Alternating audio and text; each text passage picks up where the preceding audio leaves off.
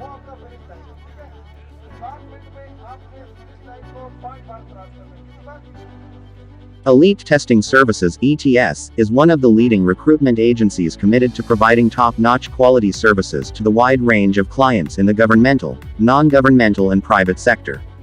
Diversity of our services ranges from conducting recruitment and admission tests, physical and written assessments, examination, capacity building and training services, data entry, data processing, quality assurance and HR solutions while using modern technologies for producing quicker and reliable results to our clients at a much faster pace than our competitors.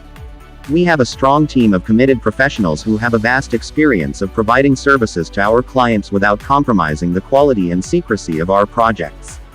In a short span of time, ETS has been able to not only expand its services but has been also able to maintain its presence across all provinces of Pakistan. To name a few of our recent achievements, ETS recently has conducted the physical examination of thousands of candidates all across Khyber Pakhtunkhwa, where it not only used the modern technology such as drone cameras to keep track of every candidate's performance as well as the security of the surrounding, but also involved the relevant local departments and emergency services to deal with any untoward incidents.